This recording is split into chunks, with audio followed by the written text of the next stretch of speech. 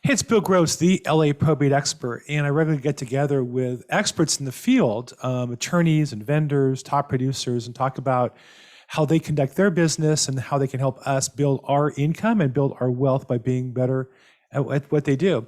I'm really lucky today to have an attorney based in San Diego area, Zack Whitman. Zack is with a larger firm, Antonyan Miranda in San Diego.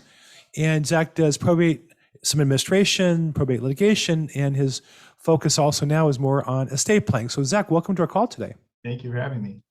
So give us a little background. Where did you grow up and then how did you get into law school? Yeah. Not how did you get into law school, but what drove you to get into law school, I guess? Exactly. Yeah, I'm from Minnesota originally, born in Reno, grew up in the Twin Cities area. My dad is an attorney, my brother's an attorney, my uncle's an attorney, kind of just a family thing to go to law school eventually. I actually started out trying to be a sports agent. I think a lot of young men think that's a fun, ambitious goal. So I worked in sports for a little while and then went to law school and transitioned into the practice of law shortly after that. And how'd you up in San Diego? I followed my wife here. So okay. She went to law school in Northern California. She went to college down here at UCSD. So we always kind of had hoped to relocate and settle down in San Diego. Coming from Minnesota with the snow, once I learned snow is optional, I kind of went for it. So I'm very happy to be down here. It's not optional in San Diego. There's no snow down there. I think I can go see it if I need to. Otherwise, I'm very happy with the forever sun. So let's talk about estate planning a little bit. Sure. Obviously, you do probate litigation because people either didn't do a estate plan or they did one that wasn't sufficiently solid, or some people are going to sue over anything. But give me an idea of estate planning and what do you see as the thing that drives people to call you in the first place and say, hey, I need to take a look at this and get started on my estate plan. What do you find is the most common impetus? I think the most common triggering event to somebody wanting to get an estate plan is experiencing a loss of their own.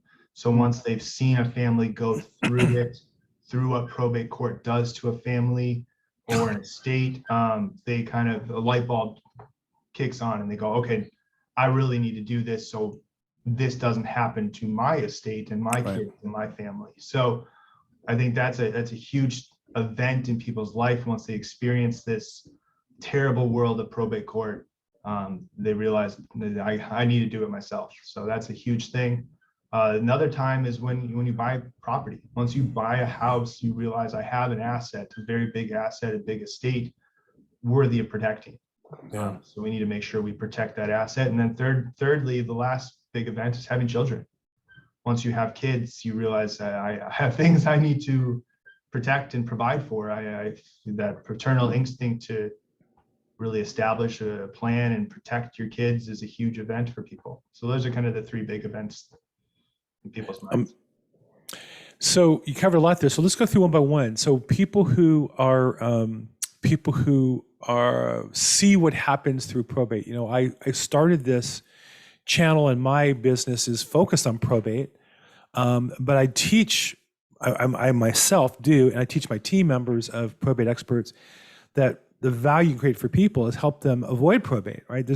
As much as I want the business, I'd much rather not have customers of mine go through probate and try to introduce them to estate planning attorneys and services in order to avoid that. So, and I used to go to probate court every day when the court was more open pre-COVID. And, you know, if you go there ever, you would just walk out saying, how do we avoid this again? So, you get people who call you up. What's their common experience? What do they say?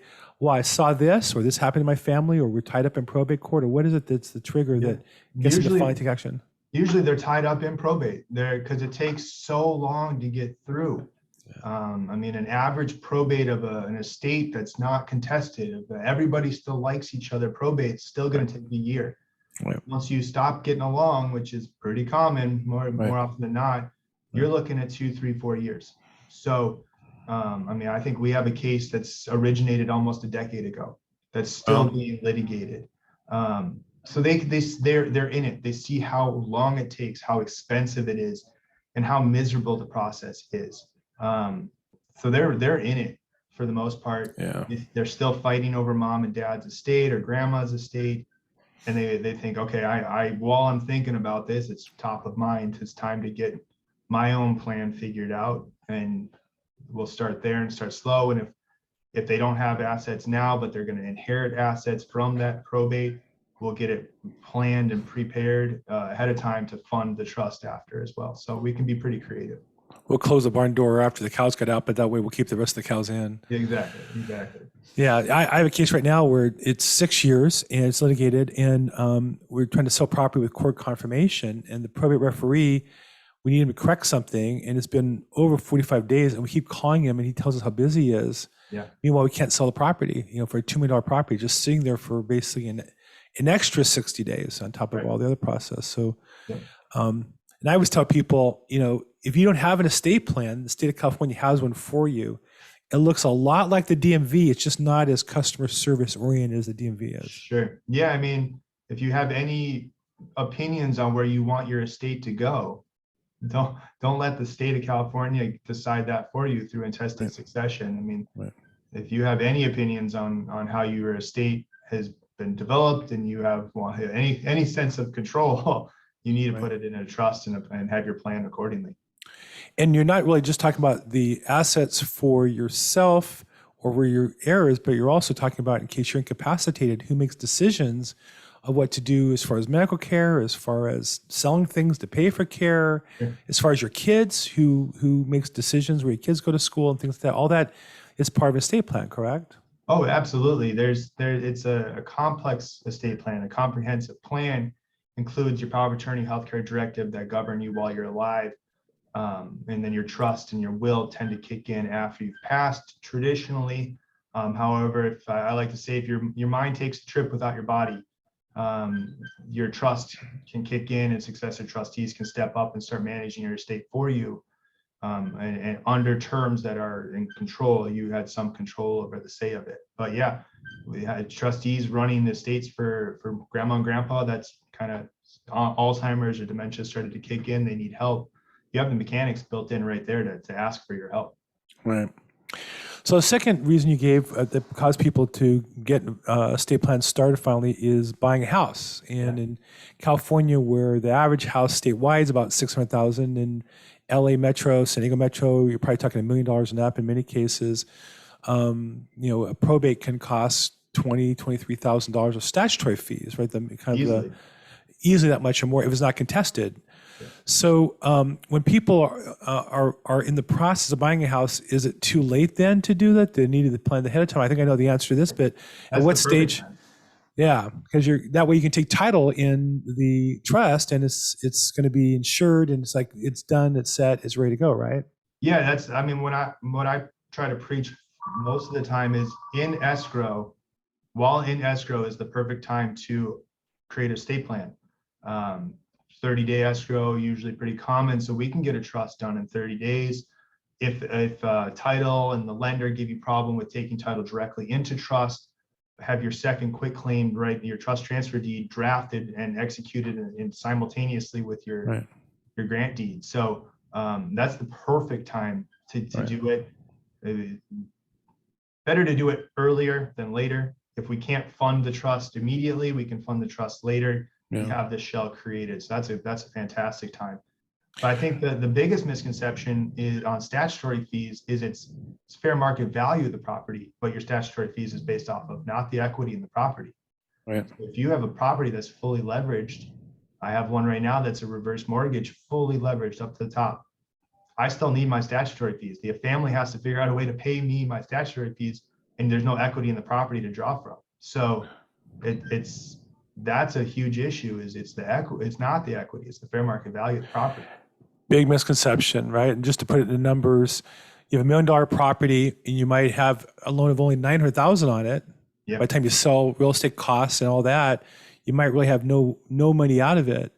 But the probate fees on that can cost, just that alone can be $23,000 to transfer that probate if that's the only asset in the property. So it's not about how much the value is to the estate, it's really how much the gross value or the total value of the assets are. And that can be challenging. Now, the other biggest misconception, I think, is that a will determines where people's assets go, right? And I'm sure you must guys, I get this more, I think, because I deal more with lay people.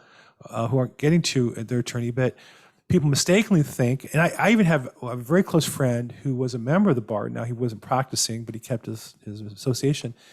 And we had this argument. He insisted that a will would avoid probate. I said, no, no, no. You take your will to probate court. That's just like bringing your documents to the DMV. You're still going to the DMV. You're not going anywhere without the judge approving it. Exactly. You must have that brought you all the time, the misconception of a will determining things. Yeah, well, the distribution of a will often will hold up. It's a lot easier for me to attack a will and invalidate a will in probate court if I need to. But in the situation everybody gets along, we can get the distribution honored, but it still goes through probate. Right. The will has to be submitted to probate. The judge looks at it, decides if it's a valid will or not. If they want, the judges have such broad discretion. It's unbelievable. If they look at the document and go, I don't like this will, and they can just disregard it. Right. And that's unbelievable to me that the judges have that level of discretion, but they do. But that's one thing they don't really teach you in law school. In law school, they don't go through probate. They talk about wills and trusts and kind of a black letter law of wills and trusts, but they don't really teach you the practical implications of what probate court is, wills versus trusts. They don't do a good enough job teaching that. So a lot of practicing attorneys that aren't in this area, they don't even know. They think, yeah, well, I learned this in law school 15 years ago. That sounds right. They have no idea what it's going to take to go through probate. They have no idea. I guess I used to go to court every day, and I would see we're probably great attorneys, smart people, educated in other areas of the law, but probate is such a narrow piece. It's so different. And you're right. The judge, I've seen them. Attorneys will say, well, the judge can't do that. No, I've seen the judge do that on occasion several times. For example, selling with court confirmation, which is my specialty, the law says that they can't sell the property for less than 90% of the inventory and appraisal report done by the court.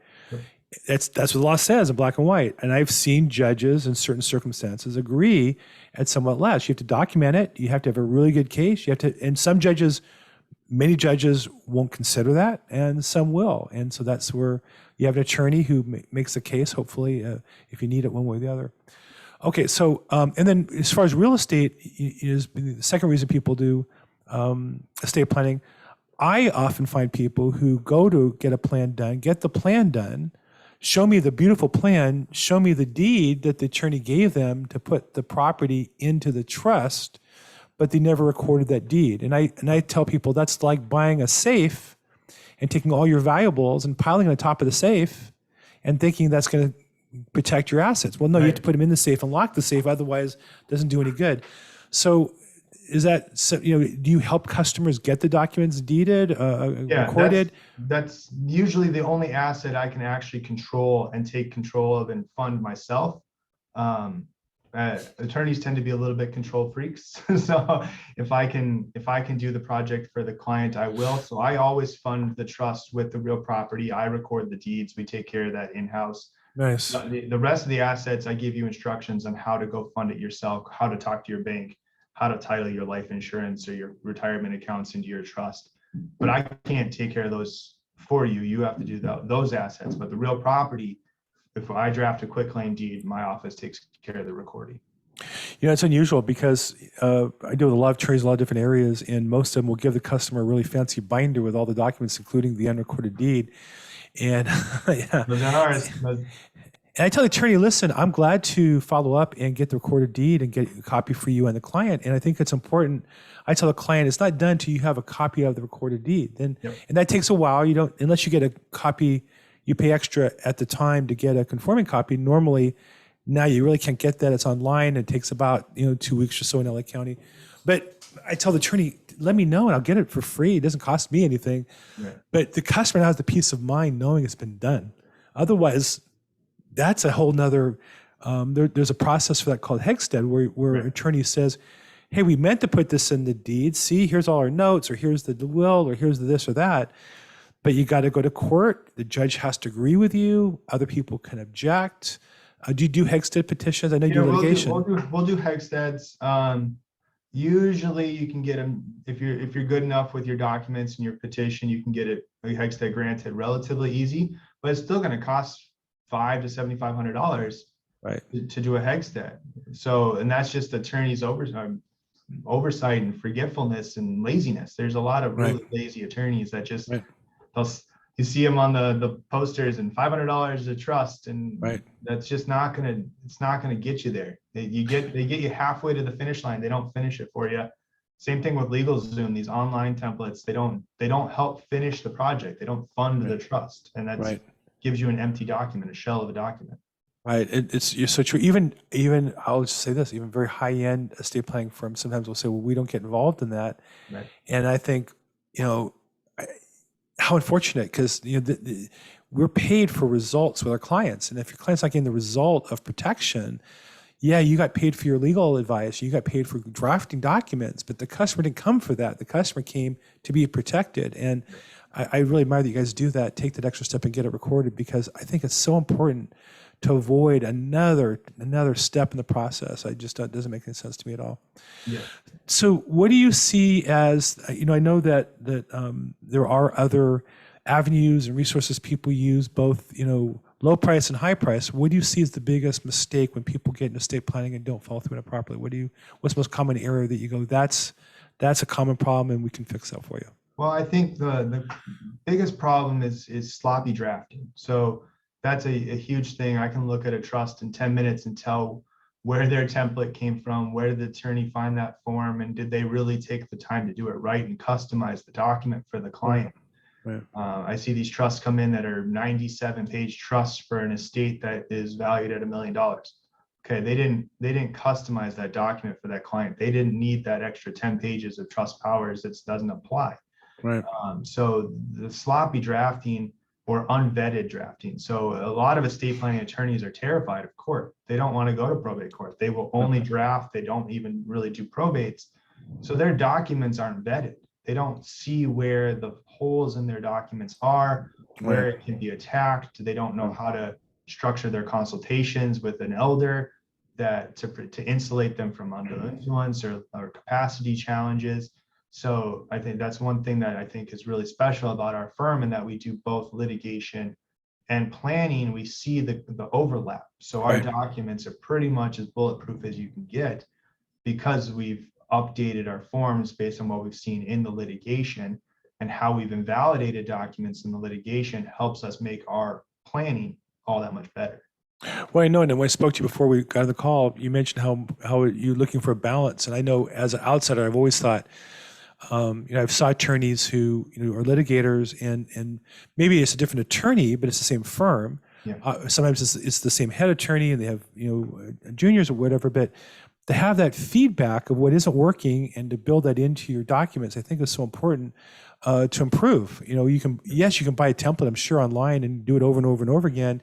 It's efficient and it's cheap, but it's not getting the feedback of the marketplace, to documents. And it's the same with me as a realtor. There's certain verbiage I put in certain listings that have worked for me time over time, and I made a mistake here, so that's my standard template. And over time, I've adjusted the verbiage on it. But I think for an attorney doing estate planning, if you want it done properly, you want somebody who both does documents, but you want somebody who also corrects other people's documents or defends other people's documents, right? Because I imagine if I had a bad plan, your litigation department would take me as a client, and then you'll see those mistakes, but also even on your own as the law changes, as circumstance change, as life changes, and I think it's a really important piece. Yeah, I think that's huge. I love being able to do both. It's not all that common that somebody does high-level litigation as well as planning. And it's a nice balance for me where I can take a break from the ultra aggressive litigation, have a consultation with the family and fix a problem before there's a problem versus attacking a problem after the fact. So it's a very nice emotional and mental break for me to be able to do both. Describe a little bit about your business, how you look at your career/business. Are you a business within a firm? Are you a key member of a firm as a more employee or colleague? How do you see that? And then what's your role in building the business for yourself and for your firm? Sure. Well, so I'm with Antonyan Miranda. We are the premier family law firm in San Diego County. We're really known for our divorce litigation. So that's the reputation we have in town, is ultra aggressive divorce litigators. And we are in the process of building this department in the estate planning and probate litigation department within Antonyan Miranda. So we have 4 attorneys that work really as a team and one stellar paralegal who we're such a cohesive group. We work on everybody knows every element of every case, so that if I'm out sick or I'm in a mediation, my partner John Melvin will be able to step up, or our associate Jasmine will be able to cover hearings for us. So it's really, we're really a huge unit, and we only go as far as the weakest part of our unit. So we're all just constantly supporting each other to get our cases more advanced and further along. And it's such a great place to work. I love this firm. We have the total support of Tim and Alona, our founding partners, Tim Miranda, Alona, Antonyan. They are 100% behind us building this department to be the best premier estate planning probate litigation firm in town, to mirror our family law services as well. Well, we're already one of the large ones in town for sure. Yeah. So if somebody was interested in talking to you further about an estate plan, they weren't sure, they're ready to go, they're not sure they're ready to go. Do you do consults? Do you have a webinar? What's your process? What's the first step when people want to do business with you or consider doing business with you? Yeah, so we have a very interesting department called our concierge attorneys. They're licensed attorneys that handle client intake and onboarding here. So if somebody calls our firm, they get directly routed to a concierge attorney. They're talking with a licensed attorney within minutes of calling our firm. Wow. Not some college student, not some intern that's just filling out a form. They're talking with actual attorneys almost immediately. Wow. And then they will set them up with a consultation with the appropriate attorney within our department. So if it's coming in with an estate plan, they're in a rush, they see I'm in trial this week, they'll get us with Joe Park, our other drafting attorney. Or if it's a capacity challenge, they're going to John Melvin because that's his specialty. So each one of us has kind of our special areas, and our licensed attorneys in our concierge department directs them immediately to the best attorney for them. So that's so important. I run a Facebook group of probate. We get some families, and we get real estate agents as our focus, investors, and we get some attorneys. And I get all the time, I'm looking for an attorney in blank, and I'll say, well, what are you looking to do? I need a probate attorney. Well, I'll ask a little more, well, what's the nature of it? Well, then I find out, well, really they need a probate litigator, or I find out they really need an estate planner because they want to avoid probate. So oftentimes people will call and don't really know what they want. And like you said, capacity issues is a big issue today, I think. Yeah. So being able to vet them and have multiple places at once, I think is a real advantage. So the best number to call in if somebody wanted to call your firm and talk to one of those concierges is? 619-696-1100. And we'll put that in the description down below. Perfect. And great. So any last words? Somebody who's considering, they have a family to take care of, they have some assets they need to protect, they're not sure, gee, this is going to cost a lot. You have a beautiful office, you look a good-looking guy, dressed nice, but it sounds like a lot of money. I know it's about the value, it's not about the cost in the long run. It's cheaper to get a good estate plan than it is to go through probate. What do you tell people to motivate them to take that next step, at least explore what the costs are, what the options are? I think it's just so important to plan ahead. You never know what's going to happen in life. Accidents happen, and the worst possible nightmares really do happen. You just never know what's going to happen with yourself. And if you have loved ones, you have family, you have hard work we want to protect and pass along, I don't care where you want your money to go. I tell my clients, I don't care who you want to give your money to. But if you have an opinion on where you want it to go, and you have an opinion on wanting to protect it in a reasonable, affordable manner, you have to avoid probate. I can't say it enough. You have to avoid probate. And if you just want to discuss and see if it's a right option for you, if you really do need an estate plan or not, just reach out to an attorney. It doesn't have to be me. I would be glad to help out everybody and anybody. If I can put the probate court out of business, fantastic. Yeah. But reach out to an attorney and at least evaluate your options. Fantastic. Well, Zack Whitman, Antonyan Miranda, attorney, San Diego, handling estate planning as well as some probate litigation work. Really appreciate your time with us today. On behalf of everybody who watches my channel, participates, I really appreciate your support and continued success, and look forward to working with you again in the future. Appreciate it. Thank you.